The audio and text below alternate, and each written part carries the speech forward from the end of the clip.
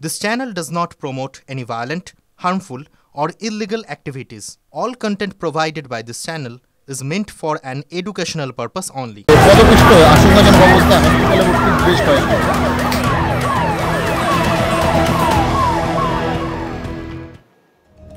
শুরুতেই রাজা আমাদের নজর রাখতে হচ্ছে মহাকুম্ভের খবরে, তার কারণ মহাকুম্ভে আমরা জানি পদপিষ্ট হয়ে ৩০ জনের মৃত্যুর খবর পাওয়া গেছে এখনো পর্যন্ত, এবং মুখ্যমন্ত্রী যোগী আদিত্যনাথ তিনি নির্দেশ দিয়েছেন মেলা প্রাঙ্গণের নিরাপত্তা ব্যবস্থা আজ খতিয়ে দেখবেন উত্তরপ্রদেশের মুখ্য সচিব এবং ডিজিপি।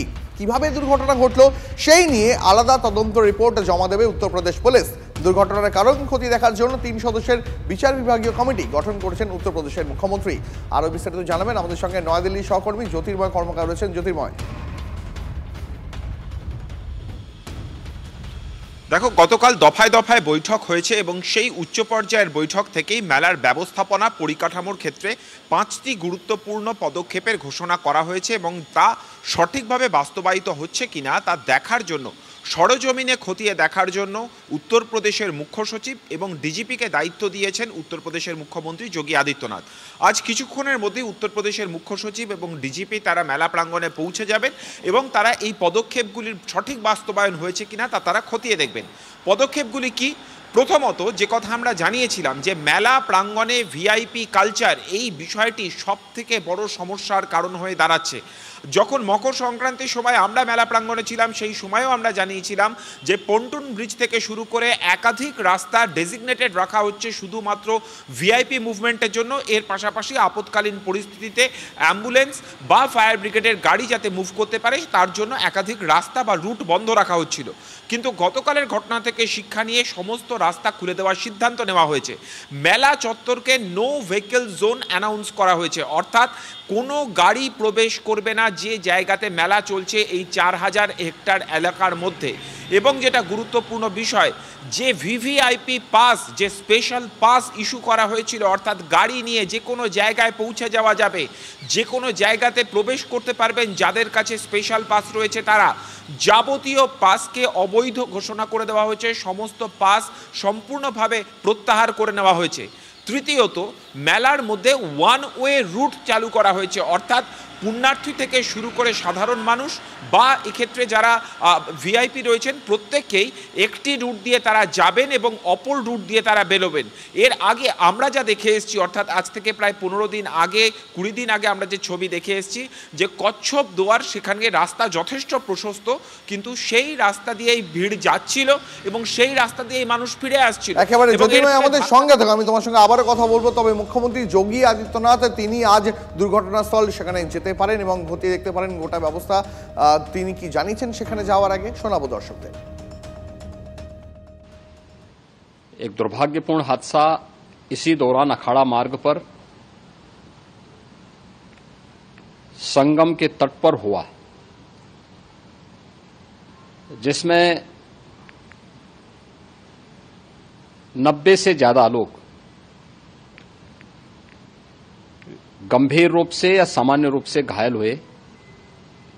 यह हादसा भारी भीड़ के द्वारा अखाड़ा मार्ग के बैरिकेटिंग्स को तोड़ने और उसके बाद उससे कूद करके जाने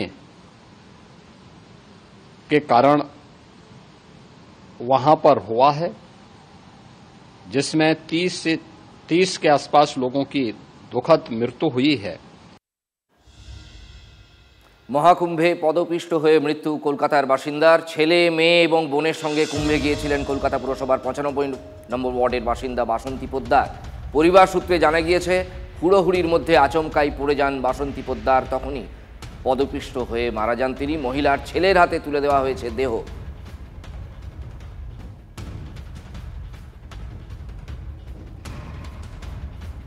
এর পাশাপাশি মহাকুম্ভে পদপিষ্ট হয়ে মৃত্যু হল পশ্চিম মেদিনীপুরের বৃদ্ধার।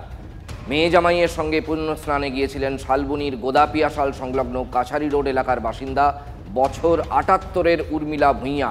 প্রয়াগরাজে মতিলাল নেহরু মেডিকেল কলেজের মর্গে গিয়ে দেহ শনাক্ত করেছেন তার নাতনি।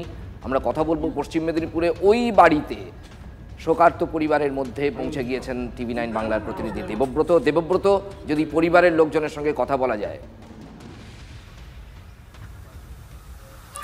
একদমই রাজাদা, প্রথমেই আমরা দেখাবো যে উর্মিলা ভূঁইয়া তার বাড়িতে আমরা রয়েছি, আমরা তার ছেলে আছেন বাড়িতে, আমি একবার তার ছেলের সাথেই কথা বলার চেষ্টা করব। কখন শুনলেন আপনারা আপনার মায়ের মৃত্যুর খবর, বা কি বলবেন?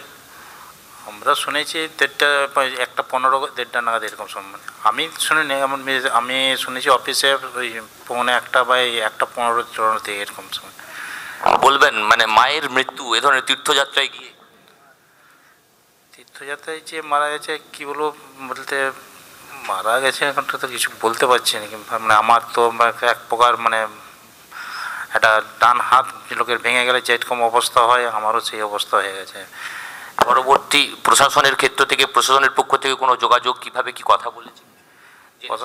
প্রশাসন আমাকে ফোন করেছিলেন, আমার নবান্ন থেকে কমিশনার সাহেব ফোন করেছিলেন, জেনেছেন, এবং আমার লোকাল থানা যে শালবনী এসআই উনিও ফোন করেছেন 2বার। ভিডিও এসেছিলেন দেখলাম। হ্যাঁ, বিডিও সাহেব এসেছিলেন, বলে লোকাল থানায় যে বলেছে উনিও বলেছেন কোনো প্রশাসনিকভাবে সাহায্য পাচ্ছেন। প্রশাসনিকভাবে সাহায্য পাচ্ছি। ওনার বলছে কোনো অসুবিধা হলে আপনাকে ফোন করবেন, আমার ফোন নম্বরও দিয়েছেন, ওনার কন্ট্যাক্ট করতে বলেছেন, আর আমাদের ফোন নম্বরও নিয়েছেন, ওনার গাড়ির সঙ্গে কথা বলছেন, সেখানে গাড়ি ভাড়া। আপনার মায়ের মৃতদেহ বাড়িতে কখন এসে পৌঁছাবে বা কিছু জানেছেন? এখন সেটা জানাইনি, বলছে ওখানে একবার ড্রাইভার সঙ্গে জিজ্ঞেস করেছিল, বলছে 2টা নাগাদ পৌঁছাবে, কিন্তু রাস্তায় প্রচুর জ্যাম। এখন কখন এসে পৌঁছাবে সেটা আমরা কেউ আন্দাজ করতে পারি, হয়তো সন্ধ্যা নাগাদও হতে পারে। হ্যাঁ, এই অবস্থায় এখন বাড়িতেই বসে আছি, যতক্ষণ না আসছে কোনো কিছুই অপেক্ষায় রয়েছে। রাজাদা দেখো, মায়ের মৃতদেহ কখন এসে পৌঁছাবে সেই অপেক্ষায় কিন্তু ছেলে এবং তার পরিবার, সমস্ত পরিবারের লোকজন কিন্তু এখানে অপেক্ষায় রয়েছেন। তবে তীর্থযাত্রায় গিয়ে এ ধরনের দুর্ঘটনার কবলে পড়েছে তার ছেলে। বক্তব্য যে তার ডান হাত চলে গেল। একজন মায়ের মৃত্যু তার ছেলের কাছে যতটা দুর্ভাগ্যজনক, ঠিক সেভাবেই কিন্তু তিনি ব্যাখ্যা করছেন। একটু আগে পরিবারের অন্যান্য সদস্যরা তারা কিন্তু বলছিলেন যে মহাপুণ্যে গিয়ে তার শেষ ইচ্ছা ছিল যদি তিনি তীর্থযাত্রায় যান, এবং তিনি তীর্থযাত্রায় যেতেন, এর আগেও বহুবার বিভিন্ন তীর্থযাত্রায় গিয়েছেন, এবং তিনি বলেও গিয়েছিলেন এ ধরনের কথা যে তিনি তীর্থযাত্রায় গিয়ে তার যদি মৃত্যু হয় তাহলেও কিন্তু সেটা শুভ, ভালো, এই ধরনের একটা বক্তব্য রেখে গেছিলেন তিনি। দেবব্রত, বুঝতে পারছি স্বাভাবিক পরিবারের অবস্থা, ওই পরিবারের প্রতি TV9 বাংলারও সমবেদনা রইল। ভিডিও কি বলেছেন শুনুন। যতটা মানবিক সাহায্য প্রশাসন থেকে করা যায় আমরা সেই চেষ্টায় আছি, এবং ওনাদেরকে যাতে বেনারস থেকে আসতে কোনো অসুবিধা না হয় সেই চেষ্টা আমরা করছি। আমরা এত না, আজকে মৃতদেহ আসছে, তো আজকে এই বাড়িটা আসলে পরে আমরাও তখনও থাকবো। তো আমরা এখনও পর্যন্ত সকাল 6:30টার সময় বেনারস বেরিয়েছে ওরা, যে খবরটা পাওয়া গেছে। তো আমাদের পুলিশ প্রশাসনও মানে সময়ে সময়ে আপডেট নিচ্ছেন কত দূর এগিয়েছেন। তো সেই হিসেবে যখন আসবেন তখন আমরা বসে থাকবো, সবাই মধ্যে আমাদের PRI বডিজ যারা আছেন তারাও থাকবেন। মেদিনীপুরের পাশাপাশি মহাকুম্ভে পদপিষ্ট হয়ে মৃত্যু হয়েছে কলকাতার বাসিন্দারও। ছেলে, মেয়ে এবং বোনের সঙ্গে কুম্ভে গিয়েছিলেন কলকাতা পুরসভার 95 নম্বর ওয়ার্ডের বাসিন্দা বাসন্তী পোদ্দার। যেমনটা রাজা জানাচ্ছিল, পরিবার সূত্রে জানা গেছে হুড়োহুড়ির মধ্যে আচমকাই পড়ে যান বাসন্তী দেবী, তখনই পদপিষ্টের ঘটনা ঘটে। মহিলার ছেলের হাতে তুলে দেওয়া হয়েছে তার দেহ। মৃতার ছেলে সুরজিৎ পোদ্দার জানিয়েছেন এখনও দেহের ময়না তদন্ত হয়নি। গতকাল বাসন্তী পোদ্দারের পরিবারের সঙ্গে দেখা করেন এলাকার কাউন্সিলর তপন দাশগুপ্ত। মহাকুম্ভে বাসন্তী পোদ্দারের সঙ্গে গিয়েছিলেন তার ছেলে ও মেয়ে। প্রচণ্ড ভিড়ের চাপে ব্যারিকেড ভেঙে গিয়ে দুর্ঘটনা ঘটে বলে জানাচ্ছেন মৃতার মেয়ে। কুম্ভ মেলায় চরম অব্যবস্থার অভিযোগ তুলেছেন মৃতার মেয়ে। ইসকনের কয়েকজন এসে তাঁর মাকে তোলেন, প্রশাসনের কাউকে সেই সময় পাওয়া যায়নি, অভিযোগ পরিবারের। আপনি তো সঙ্গে ছিলেন, যদি একটু ওই যে ভিড়ে মানে আমরা যাচ্ছিলাম সব, এমন ধাক্কিয়ে আমাদের ধাক্কাটা মানে এমন ভাবে ভেঙে পড়েছে একটা লাইন থেকে পুরো গায়ে সবাই মানে অসুস্থ হয়ে গেছে। সবাই 4জনই আমরা অসুস্থ, সবারই পায়ে, আমি তো উঠতেই পারছি না পা। সবাই একদম মারাত্মক দুর্ঘটনার মুখ থেকে আমরা বেঁচে গেছি। ওখানকার পুলিশ প্রশাসন একদম ঠিকঠাক ছিল না, খুব লেট করে সব আসছিল, মানে যার সহযোগিতা করার সময় তখন আমরা কাউকে পাইনি। মহাকুম্ভে গিয়ে নিখোঁজ কাটোয়ার বৃদ্ধা। ছেলে গেছে আমার, খুবই খারাপ লেগেছে, কারণ এরকম ভাবিনি যে এরকমভাবে যাবে। এখন কি করবো, এখন করার কিছু নেই। কীভাবে মরেছে সেটা আমি বুঝতে পারিনি, এখনও বলতে পারবো না। ওর ছেলে গেছে, মেয়ে গেছে, আর ওর দিদি গেছে, বড়দি গেছে, এই 4জন মিলে গেছে। মহাকুম্ভে গিয়ে নিখোঁজ কাটোয়ার বৃদ্ধা, উদ্বেগে পরিবার। কাটোয়া থানায় নিখোঁজ ডায়েরি পরিবারের। গত সোমবার কুম্ভে যাওয়ার জন্য রওনা দেন কাটোয়ার ভারতীবালা ঘোষ। কুম্ভে পৌঁছে বুধবার দুপুরে পুণ্য স্নানের জন্য যান তিনি। তারপর থেকেই খোঁজ নেই ওই বৃদ্ধার। কাটোয়ার এক বৃদ্ধা মহাকুম্ভে গিয়ে নিখোঁজ। কোথায় গেলেন এখনো কোনো সন্ধান তার নেই। কেউ কোনো তথ্যও দিতে পারেননি পরিবারকে। স্বাভাবিকভাবেই পরিবার পুলিশের দ্বারস্থ হয়েছে। উদ্বেগে ওই পরিবার। কাটোয়া থানায় নিখোঁজ ডায়েরি পরিবারের। গত সোমবার কুম্ভে যাওয়ার জন্য রওনা দেন ভারতীবালা ঘোষ। কাটোয়ার বাসিন্দা তিনি। কুম্ভে পৌঁছে বুধবার দুপুরে পুণ্য স্নানের জন্য যান তিনি। তারপর থেকেই খোঁজ নেই ওই বৃদ্ধার।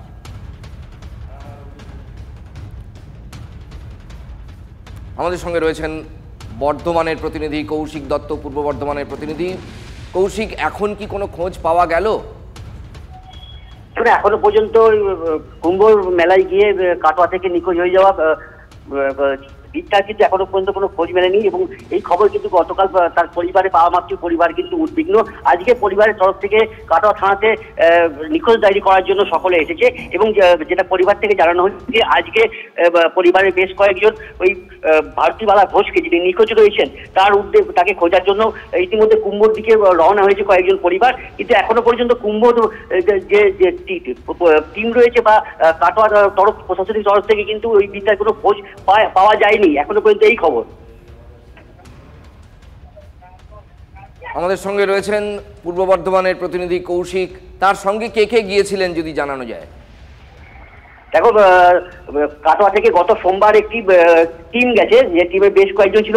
বাসে করে রওনা হয়েছিল তারা এবং গত বুধবার এই বৃদ্ধা তিনি স্নানের উদ্দেশ্যে যান এবং তিনি যখন স্নানের উদ্দেশ্যে গিয়েছেন তারপর থেকেই তার খোঁজ মিলছে না এবং তার সঙ্গে যে সদস্যরা ছিল তার দলের, তারাও কিন্তু তাকে খুঁজে পাচ্ছে না এবং সদস্য মারফত এই বৃদ্ধার পরিবারকে খবর দেওয়া হয় যে বৃদ্ধা নিখোঁজ রয়েছে। এরপর থেকে কিন্তু পরিবারে উদ্বিগ্ন। অনেক ধন্যবাদ কৌশিক। আমরা কথা বলছিলাম পূর্ব বর্ধমানের প্রতিনিধি কৌশিক দত্তের সঙ্গে। কাটোয়ার এক বৃদ্ধা, তিনিও গিয়ে মহাকুম্ভে গিয়ে নিখোঁজ। কুম্ভে পদপিষ্টের ঘটনায় প্রশাসনের ভুল ছিল বলে স্বীকার করেও বিজেপি নেতা দিলীপ ঘোষ বলেন, এত পুণ্যার্থীর ভিড়ের কারণেই দুর্ঘটনা। আজ তো এই যে ঐতিহাসিক ঘটনা বিশ্বের লোকেরা সাপোর্ট করছে, এসে এত লোক এসে গেছে, নিশ্চয়ই ভুল ছিল ম্যানেজমেন্টে। কেন ঢুকতে দিল এত লোককে? লোকের আকাঙ্ক্ষা গিয়ে ওই ত্রিবেণী সঙ্গমেই স্নান করবো, ওই যখন সংক্রান্তি অমাবস্যা লাগবে তখন স্নান করব। এই যে বিশ্বাস, তার থেকে এত লোক ঢুকে গেছে। আগে স্নান করবো বলে আগের দিন রাত্রে ঢুকে গিয়ে লোকে বালিতে শুয়েছিল, তারা চাপা পড়ে গেছে। এটা নিশ্চয়ই দুর্ভাগ্যের, হওয়া উচিত নয়। একটা লোকেরও জীবনহানি হওয়া উচিত নয়। কিন্তু 12 বছর আগে 12 কোটি লোক হয়েছিল, তাতে 36 লোক মারা গেছিলো। তো রেশিও যদি করেন তো কিছুই নাই। আমাদের দেশে ভিড় ভাড় হলে 2-4টা লোক মরে যায়, এগুলো আমাদের শিখতে হবে। কিন্তু আমি বলছি বিশ্বের কোনো দেশেতে এত ভিড় কোনো জায়গায় হয় না, লোকই নেই। তো এটা আমাদের চ্যালেঞ্জিং। মহাকুম্ভে বিপর্যয়ে যোগী সরকার এবং কেন্দ্রকে নিশানা তৃণমূল সাংসদের। মমতা বন্দ্যোপাধ্যায় মন প্রাণ দিয়ে আন্তরিকভাবে যাতে পুণ্যার্থীদের অসুবিধা না হয় সেই কাজটা করে। আর যারা মন দিয়ে কাজটা করে না, যারা বোঝে না যে কোথায় দর্শনার্থীদের সুবিধা অসুবিধা হতে পারে, সেক্ষেত্রে এই ধরনের দুঃখজনক ঘটনাগুলো ঘটে। ধর্ম পালন করতে গিয়ে যদি মানুষকে মৃত্যুবরণ করতে হয়, তাহলে বোঝা যায় যে সেই জায়গাকার অ্যারেঞ্জমেন্ট ঠিক নেই। নিরাপত্তার অভাব ছিল, ম্যানেজমেন্টের অভাব ছিল এবং পরিকল্পনার অভাব ছিল। উত্তরপ্রদেশের সরকার, যোগী আদিত্যনাথ এবং ভারতবর্ষের প্রধানমন্ত্রীকে আমি বিনীতভাবে অনুরোধ করব, মুখে ধর্মের কথা না বলে ধর্মীয় মানুষেরা যাতে ধর্ম ঠিকঠাক পালন করতে পারেন তার ব্যবস্থা করুন। মহাকুম্ভে পদপিষ্ট হয়ে একাধিক মৃত্যু, সুপ্রিম কোর্টে জনস্বার্থ মামলা দায়ের। দায়িত্বে থাকা ব্যক্তি, সংস্থা, সরকারি আধিকারিকদের বিরুদ্ধে ব্যবস্থা নেওয়ার আর্জি এবং প্রত্যেক রাজ্যকে এই ধরনের বড় জমায়েতে, যদিও এত বড় জমায়েত কোনো রাজ্যেই হয় না, কিন্তু যখন যে কোনো বড় জমায়েত হবে, বিশেষ করে ধর্মীয় জমায়েত, সেখানে যাতে বিভিন্ন গাইডলাইন দেওয়া হয় সুপ্রিম কোর্টের তরফ থেকে, এই আর্জি জানিয়ে জনস্বার্থের মামলা। আমরা কথা বলবো আমাদের প্রতিনিধি, নয়াদিল্লির প্রতিনিধি জ্যোতির্ময়ের সঙ্গে। জ্যোতির্ময়, স্পেসিফিক ঠিক কাদের বিরুদ্ধে মামলা? দেখো, এই জনস্বার্থ মামলা মূলত উত্তরপ্রদেশ সরকারের সেখানে মোতায়েন থাকা যে পুলিশ আধিকারিকরা ছিলেন, যারা নিরাপত্তার দায়িত্বে ছিলেন এবং ব্যবস্থাপনায় গলদ যাদের কারণে হয়েছে তাদেরকে শাস্তি দিতে হবে, তাদের চিহ্নিত করতে হবে, এই দাবি করেই এই PIL ফাইল করা হয়েছে। এর পাশাপাশি সামগ্রিক মেলার ব্যবস্থাপনা এবং নিরাপত্তা পরিকাঠামো কী ছিল তার ব্লুপ্রিন্ট যাতে সুপ্রিম কোর্ট জমা দেওয়ার নির্দেশ দেয়, উত্তরপ্রদেশ সরকারকে যাতে এই নির্দেশ দেওয়া হয় সেই আর্জিও জানানো হয়েছে।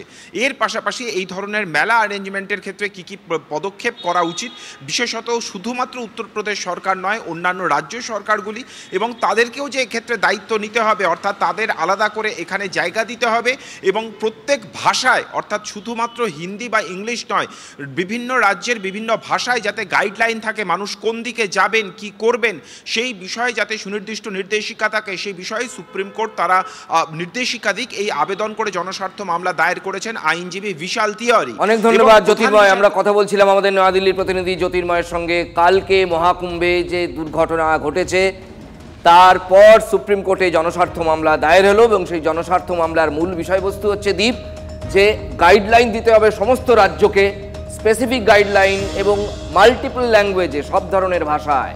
এবার যে খবরের নজর রাখবো, এবার ডায়মন্ড হারবার মেডিকেল কলেজে সেখানে ভুয়ো এসএস সার্টিফিকেটে দেখিয়ে ভর্তি হওয়ার অভিযোগ। এই মুহূর্তে আরও একটা বড় খবরের নজর রাখবো, ডায়মন্ড হারবার মেডিকেল কলেজে ভুয়ো ST সার্টিফিকেটের মাধ্যমে ভর্তি হওয়ার অভিযোগ, আর সেই অভিযোগকে কেন্দ্র করেই শুরু হয়েছে বিতর্ক। মেডিকেল কলেজের প্রিন্সিপালের কাছে গিয়ে ডেপুটেশন দিয়ে ডাক্তারি পড়ুয়ার ভর্তি বাতিলের দাবি পশ্চিমবঙ্গ আদিবাসী কল্যাণ সমিতির। আরও বিস্তারিত জানাবেন ডায়মন্ড হারবার থেকে শুভেন্দু রয়েছেন প্রতিনিধি টেলিফোন লাইনে। শুভেন্দু, ঠিক কি অভিযোগ? দেখো, ডায়মন্ড হারবার মেডিকেল কলেজে একেবারে ভুয়ো ST সার্টিফিকেটের মাধ্যমে ভর্তি হয়েছিলেন এক ডাক্তারি পড়ুয়া। তার নাম হচ্ছে পরমব্রত রায়। তিনি কিন্তু ফার্স্ট ইয়ারের ছাত্র। তার এরপরেই কিন্তু আদিবাসী সমিতি তারা গতকালই ডেপুটেশন দেন ডায়মন্ড হারবার মেডিকেল কলেজ হাসপাতালে। এই ছাত্র এর আগে বসিরহাট মহকুমা থেকে একটি ST সার্টিফিকেট বার করেন। তারপর এই আদিবাসী সমিতি তারা প্রতিবাদ জানাতে সেই ST সার্টিফিকেট বাতিল করা হয়। এরপর 2023 সালে তিনি কিন্তু আবার বারুইপুর মহকুমা থেকে ST সার্টিফিকেট বের করে এবং নিট পরীক্ষার মাধ্যমে পাস করার পর সে ডায়মন্ড হারবার মেডিকেল কলেজে ভর্তি হয়। এরপর এই আদিবাসী সমিতি তারা প্রতিবাদ জানিয়ে এবং ছাত্রের পরীক্ষা বাতিল, ভর্তি বাতিল করার একেবারে আবেদন জানিয়েছে। বুঝতে পেরেছি শুভেন্দু, আপাতত অনেক ধন্যবাদ তোমাকে, নজর রাখো। ফেক ওনার দু রকম সার্টিফিকেট আছে, ওনার কোনোভাবে দুটো রকম সার্টিফিকেট হয় না। কোনো মানুষের কখনো দু রকম সার্টিফিকেট হতে পারে কি? কখনো হতে পারে না। তারপর উনি কোথায় অ্যাডমিশন? এখন উনি বর্তমানে এডমিশন আছেন ডায়মন্ড হারবার মেডিকেল কলেজে এবং উনার ST সার্টিফিকেট অলরেডি গত জুলাই মাসে ক্যান্সেল হয়ে গেছে। তথাপি কিন্তু এখনো উনি এই মেডিকেল কলেজে আছেন। 2-3 দিনের মধ্যে 2 তারিখে উনি 2 জুলাই অ্যাপ্লিকেশন করেছেন এবং 5 তারিখে ST সার্টিফিকেট বেরিয়ে গেছে।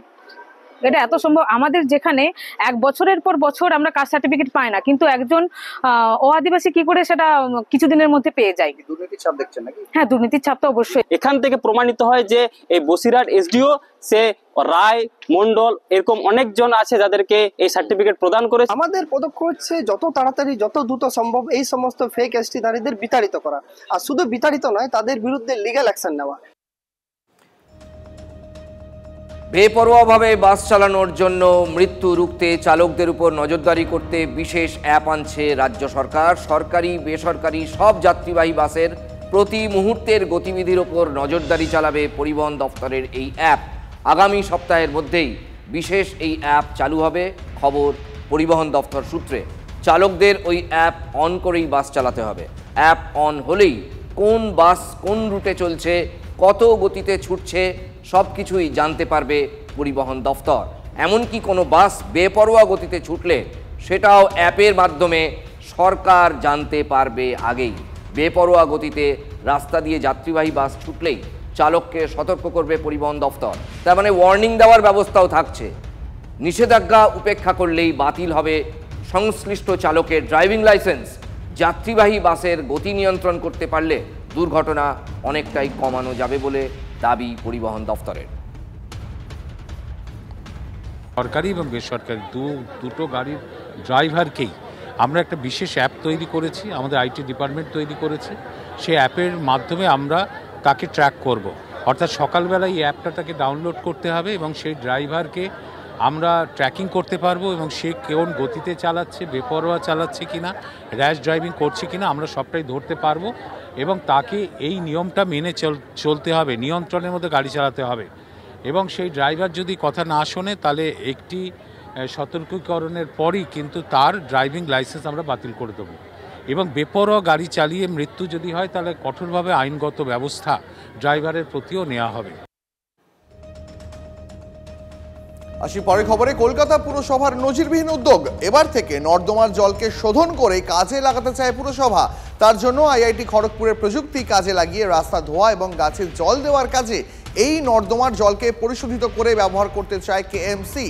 বুধবার এই নিয়ে আইআইটি খড়গপুরের অধ্যাপকদের সঙ্গে বৈঠকও সেরে ফেললেন কলকাতার মেয়র ফরহাদ হাকিম। সেই বৈঠকে উপস্থিত ছিলেন কলকাতার পুর কমিশনার ধবল জৈন, মেয়র পরিষদ নিকাশী তারক সিং এবং পুরসভার অন্যান্য আধিকারিকেরা। বৈঠকে সিদ্ধান্ত হয়েছে খড়গপুর আইআইটি প্রযুক্তিকে কাজে লাগিয়ে কলকাতা পুরসভা পরীক্ষামূলকভাবে একটি জল শোধনের প্রজেক্ট তৈরি করবে। সেটা নোনাডাঙ্গা বা সাদার্ন এভিনিউতে হতে পারে। দেখা হবে অন্যান্য ড্রেনেজ পাম্পিং স্টেশনগুলির জন্য জায়গাও। ড্রেনেজের জল, যে নোংরা জলটা, এটাকে পরিষ্কার করে এই জলটা খাওয়ার জল ছাড়া বাকি সব জায়গায় ইউজ করব। সেটা ওনারা প্রথম দ্বিতীয়বার টেস্ট করে সেটা হয়ে গেছে, কারেক্ট হয়ে গেছে। তার স্যাম্পেলও মেয়রকেও দেখিয়ে দিয়েছি। তো আমরা এখন সিদ্ধান্ত নিলাম যে আমরা যে কোনো একটা পাম্পিং স্টেশন ওনাদেরকে দেখাবো, আমাদের পাম্পিং স্টেশন যেটা ওনারা সুইটেবল ভাববে সেখানে একটা আমরা তৈরি করব। খড়গপুর আইআইটির সাথে আমরাই করছি, তাহলে কলকাতা পৌরসভা প্যাটেন্ট নিয়ে নেবে। এইটা কেউ ইউজ করতে গেলে কলকাতা পৌরসভাকে চার্জ দিতে হবে। আমরা জয়েন্টলি সেইটাকে চার্জটা নিয়ে খড়গপুর আইআইটির সাথে যৌথভাবে যারা এই প্ল্যান্ট ভারতবর্ষে করতে চাইবে আমরা লাগিয়ে দেবো। আমরা প্রসেস করে প্রথমে ওই জীবাণুগুলোকে সরাচ্ছি, তারপর কিছু প্যারামিটার আছে যেমন বিওডি, সিওডি, এইগুলো প্রত্যেকটা একটা লিমিট আছে যেটা অ্যাকসেপ্টেবল লিমিট। আমরা অ্যাকচুয়াল নর্দমার জলে সেই লিমিটগুলো অনেক বেশি থাকে, সেই প্যারামিটারগুলো অনেক বেশি থাকে। আমরা সিরিজ অফ ট্রিটমেন্ট করে সেই প্যারামিটারগুলো উইদিন পারমিসিবল লিমিটের নিচে আনিয়ে যাচ্ছি। একদম নর্দমার কালো জল থেকে সেই জলটার কোয়ালিটি অনেক ভালো। খালি এটা ড্রিঙ্কিং পারপাস ছাড়া বাকি সমস্ত কার ওয়াশিং, গার্ডেনিং, রোড ক্লিনিং সমস্ত ব্যাপারে এটা ইউজ করা।